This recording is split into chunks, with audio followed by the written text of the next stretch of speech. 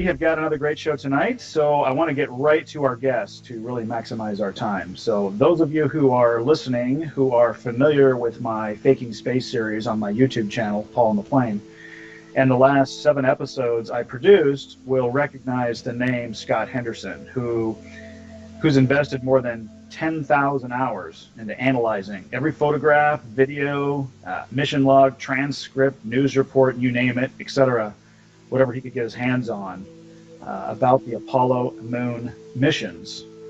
And in my opinion, he's uncovered, and in a lot of other people's opinion as well, he's uncovered an absolute new mountain of evidence just over the last year or two that all of those photos and videos that the world was presented with by NASA were shot right here on Earth. Scott, how are you doing? Good. How are you this evening? Probably better than I deserve whenever somebody asks that. Thanks for a little warm on the West Coast. It was a little cooler today. We probably hit 75, 80, so no complaints. It's been absolutely gorgeous. So thanks for asking. One of the biggest things is the water present in the photographs. And I mean, considering that there can be absolutely no liquids of any kind in a vacuum, most people, maybe they don't understand that just because there is gravity, there's still no atmosphere. You are effectively still in space when you're standing on the surface of the moon. And you're in a total vacuum, and liquids of any kind, it doesn't matter whether it's oil or molten rock, it doesn't matter. It will evaporate very rapidly, and water, of course, would be almost instantaneously be gone in that kind of a vacuum. So when I was looking through the photographs I started finding evidence of water in Apollo 12 and again in Apollo 17.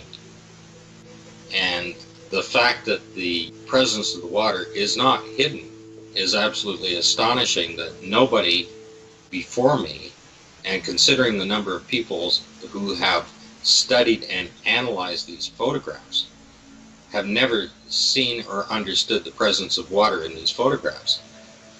The water is literally on the surface. Liquid water can be seen on the surface of the equipment.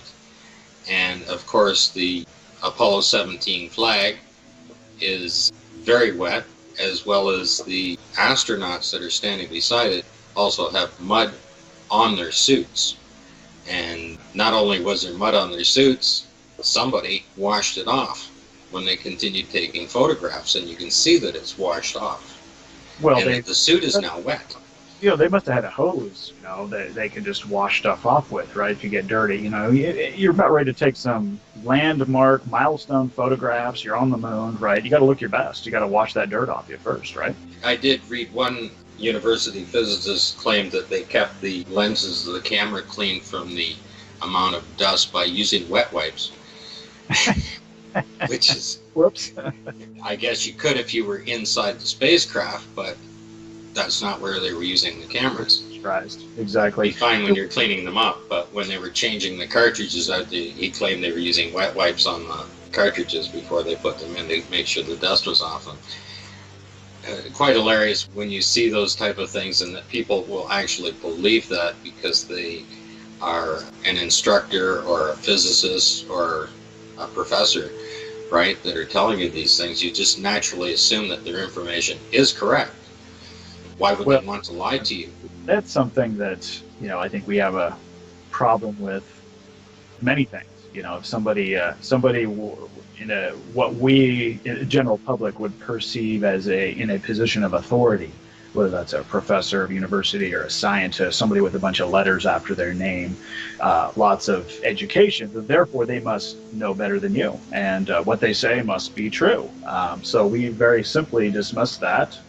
I think just as a people, they've got themselves in that position, and I mean, you look at doctors. I've always wondered, you know, doctors get this persona, and those of us that aren't doctors, which I am not, you know, they kind of have this complex about them. And I would just be curious if you're sitting you're sitting in the doctor's office, you know, not in the waiting room, but you're in one of the, you know, rooms waiting for the doctor to come in and see you. And when he or she walks in, what would happen if you called he or she by their first name? Hey, Joe, what's going on? I mean, do we I ever? call my doctor by his first name. Oh, you do? Okay. I would just say that they would.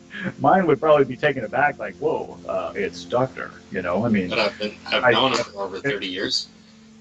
He's almost the same age as me. The one thing about when you're mentioning doctors is they do specialize.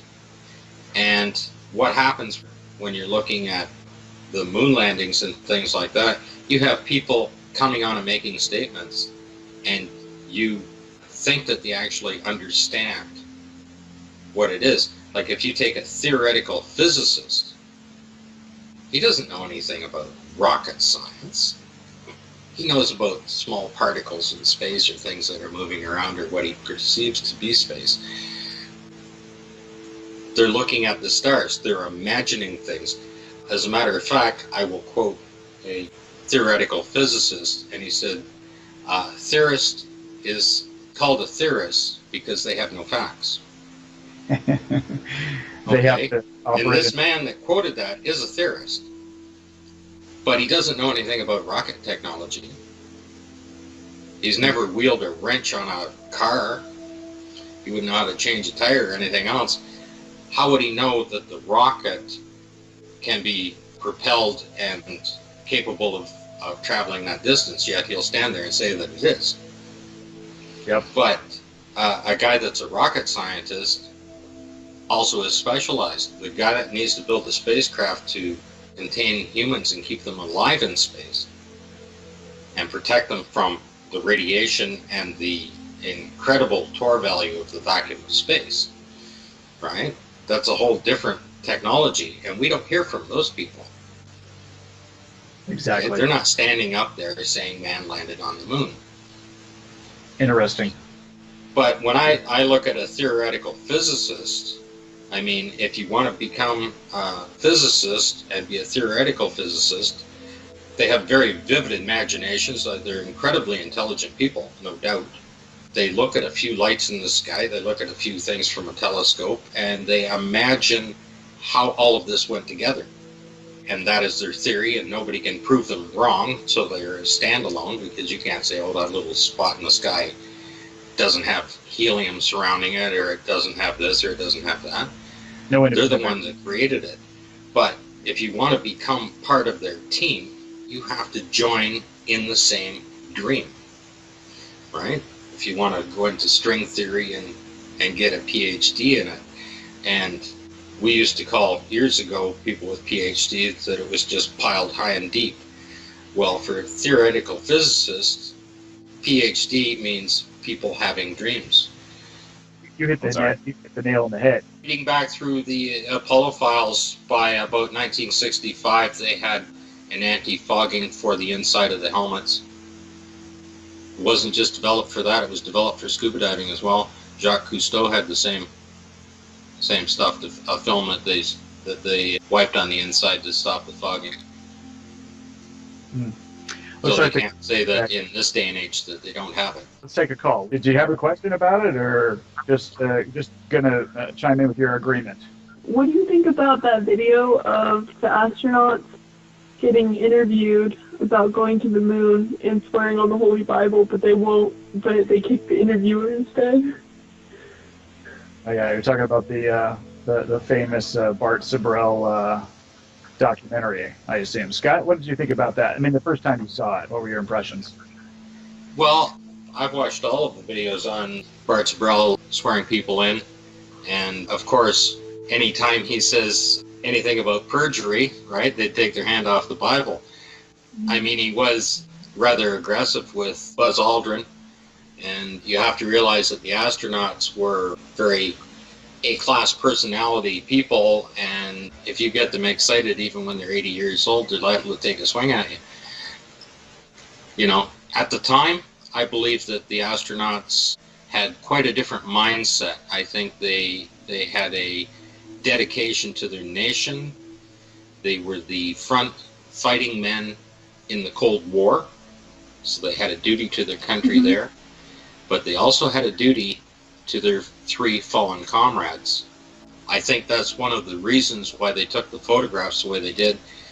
if anyone was normally going to film this and fake the simulation, the film producer and directors would have complete control of everything on the set, the lighting, any environmental effects that they needed, and of course they'd have complete control of the cameras.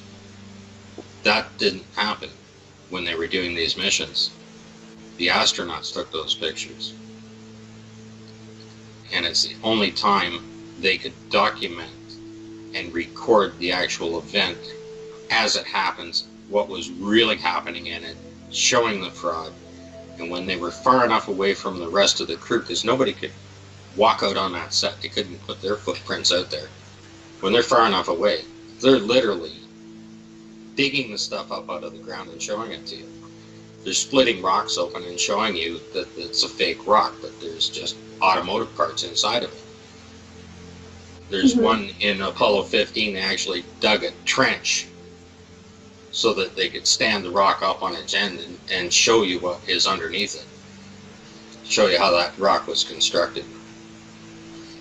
You know. Yeah, first started seeing the seeing some of these photos, and as you walked me through them, Scott, I probably entered with a mindset of that these were mistakes made, by the astronauts, by the stage crew and everything. These were slip-ups, didn't mean to do that. But as I looked at them more and more and more, and I started where you're coming from, that it was, I'm going there in my mind now. It appears there's indications that they were, quote unquote, blowing the whistle, but they had to do it very subtly. Yeah, well, if it starts to rain and you have to stop and jump back inside the lander, and there's water on the window, and you just happen to have a camera in your hand, and you take a picture of it, and nobody seems to know that you took that picture. I mean, there's thousands of pictures. I imagine they just developed them and just archived them. So you think they were outside some of these shots? All of the missions appear to be taken outside over the 2.5-year period on it, and when the equipment is not in use, it was just left there. You can see it aging. You can see it bleaching in the sun. You can see water on it, mold on it, everything else on it. Okay. The lander itself, the paint was peeling off of it. And by Apollo 16, if you're looking at the photographs of the Apollo 16 lander, the paint is peeling off the top of it all around the sides, right? And I mean, they just decided they're going to do something, so they just put a little pack in there and blew the side of it off, right? I think they probably took an attempt at it in 15 as well, because the thing was completely damaged at that point. I mean, they're one set. They're using the same equipment over and over again. If you're going to fake it, you don't need to have 6 landers. You don't need 6 separate experimental equipments, and you don't need 6 rovers, right? If the equipment breaks down, and like the rover, when it breaks down, I had to get another one out so they could keep using it to film it. But the other stuff, they just left it. It's bleached, the stuff's curling up, the foil is cracking back, it's covered in mold. They just left it there. Yeah. That wasn't even real equipment. That was just equipment that they were practicing with. Exactly. Hey, they were just mock-ups. They were just mock-ups. Thanks for the call, 253. Appreciate it. I know we had a couple of questions that came in chat, too. Not too long. Got a bunch of them. So one is, what about, from BFW63, what about the amount of power needed to broadcast the video from the moon compared with what was required to broadcast across the USA from coast to coast? So basically saying, like, to broadcast from coast to coast here, like compared to broadcasting from Earth to the moon. You need a whole lot more power than that. They only had 5 watts. Oh, wow. On top of that, you're not even talking about the effect of the Earth's atmosphere or the radiation or plasma. I mean, the radiation will mess the signal up dramatically. It'll just scramble it. They use plasma for radio dishes themselves now and antennas. You can redirect it. We've got 10,000 kilometers of plasma in the Van Allen belt. It'll either absorb or reflect back any radio signal. Wow. So those videos that we see now, looking back, wasn't it flashing live from the moon on CBS with Walter Cronkite? Yes. Well, Apollo 11, live from the moon, and they 5 watts of power, 240,000 miles, penetrating all that atmosphere. And the 5 watts of power was running communications to the CSM, to Collins, to the 2 astronauts on the ground, and a live TV camera. Impressive. There must be big watts on the moon. The watts get bigger or something, right? Yeah. Well, I mean, even maybe we don't understand what the inverse square law does in free space. Maybe it's quite different. The plasma layer and everything else in there, if any of the listeners are interested, you can just Google for a PDF. It's called Terrasat, capital T, capital E, R, capital R, SAT. And it's a pair of satellites that they have not yet launched. And those satellites are going to be put up between 500 and 800 miles. And they're going to try and push a radio signal between the two. The satellites will be set 5,000 miles apart, between 500 and 800 miles.